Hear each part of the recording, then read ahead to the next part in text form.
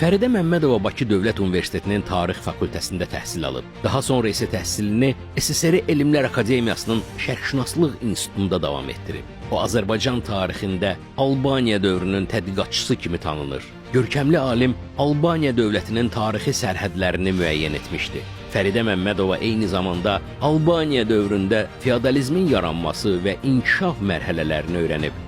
Görkəmli alim məhz bununla da elm dünyasında Albanların ibtidai icma formasında yaşaması düşüncəsini məhv etmişdi. Fəridə Məmmədova həmçinin Albaniya dövlətini idarə etmiş sülalələri və onların xarici siyasətləri haqqında da araşdırmalar aparıb. Fəridə Məmmədova apardığı tədqiqatların nəticəsi olaraq əməkdar elm xadimi adına və şöhrət ordeninə layiq görülüb. Deyirlər. İndi mən tarixi araşdırma aparan bu mötəbər insanlara bu sual vermək istəyirəm. Biz kimik? Yəni Azərbaycanda yaşayan xalqın ismi nədir? Fəridə xanım, sizdən başlayaq. Buyurun. Biz Azərbaycanlıyıq. Bizim xalq formalaşıb 3 deməli etnik mədəni laydan. Kafkaz dilli Albanlardan, sonra İran dilli Kürtlərdir, Talışlardır, Tatlardır və Türk dilli. Türk dilli lay sonra olub ən viduşi lay. Aparıcı olub da sonra olub aparıcı. Onun da tarixdə öz deməli xronoloji devirləri var və nə səbəbə olub aparıcı.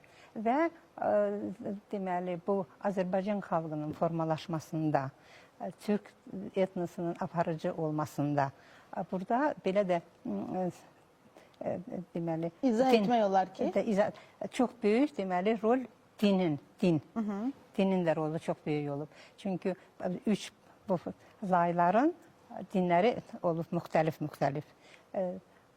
Deməli əgər olubdu xristianlıq, sonra Türk dillilər Tanrıya inanırdılar. Tanrıçılıq, ondan sonra Zərdüştçilik, sonra Yahudular olubdu. Qədimdən burada 5-ci əsr eradan əvvəl olublar və indi də varlar. И то, что касается кавказоязычного пласта, албанского пласта, мы не должны забывать, что наследниками этого мощного, богатого кавказоязычного албанского пласта являемся мы, азербайджанцы. Мы, Азербайджан, это наше наследие. С первых веков нашей эры на территории Азербайджана, то, что она называлась в период раннего Средневековья, Кавказская Албания, здесь уже живут тюркоязычные.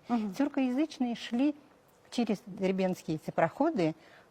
Каждое столетие, это очень важный момент, каждое столетие несло нам, значит, конгломерат, очень большой состав разных тюркских племен. Если бы там были бы только одни племена, вот как огузы-сельджуки потом шли, то тогда давным-давно, уже с 1 века, уже говорили бы на тюркском языке.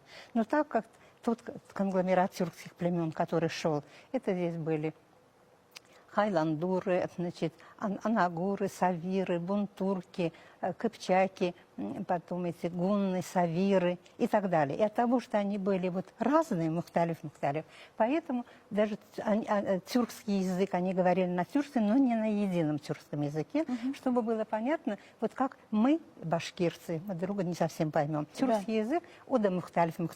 Şiveleri farklı, lehçeleri ve şiveler farklı. Другое дело, что когда речь идет об огузском языке. Это южный диалект азербайджанского языка, на котором говорим мы, на котором говорит Turция. Türkmenler, Irak'taki Türkmenler, Türkmenistan arasında yaşayan Türkler. Этот язык уже такой единый, а он пришел в XI веке. И кроме тюрков, албан и тюрков, то есть здесь еще были эти ираноязычные. Мы этот пласт не должны забывать. Это очень богатый пласт. Да. İran dilli demeye, Fars dilli belki. İran dilli olarak geçiyor. İran dilli, deməli, получается, курды. Вы знаете, я специально занималась проблемой курдов, мне было интересно, с какого времени. Оказалось, в V веке уже междуречье Куры и Аракса, они чуть ли не доминируют, курды. И потому неудивительно, почему уже в XI-XII веке здесь даже, образовалось государство шидадидов, Курдская династия. Потом таты, талыши, которые еще с VI-V века до нашей эры, ахеменидские цари, поселяли весь берег Каспийского моря, поселяли именно этих татов и талышей. Они поселялись с той целью, чтобы все сдерживали дербентские проходы. И я вам должна сказать, что дербентский проход, через который просачивались тюркоязычные народы, они представляли угрозу для империй, для Рима, потом это Византии, для Ирана. И они настолько боялись и не могли справиться, потому что это мобильный народ, динамичный народ. И чтобы его сдерживать, они искали много разных способов. Siz Türk tayfalarının bura gəlişini anladırsınız. Bəli, bəli. Belə çıxır ki, burada Türklər yaşamırdı mı? Birinci əsrdən olmayıb sözünü deməmişəm. Aha. Mənbə göstərdi Bəli, bəli. birinci əsr. Birinci əsrdən qabaq nə olub, nə olub. Mən tarixçiyəm, mən ancaq mənbənin əsasında. Bəli, bəli. Mənbədə mən tapa bilməmişəm. İndi onu kim tapır, çeşitlik vala. Birinci əsrdən əvvəl olmayıb deyirsiniz. Birinci əsrdən etibarən isə Türk tayfaları burada Burada məskunlaşır. məskunlaşıb. Belə çıxıb məskunlaşıbsa, gəlib məskunlaşıb da. Gəlirlər. Gəlmədi. Они, да, не автохтоны. То есть автохтон olmaq üçün нас должны быть данные.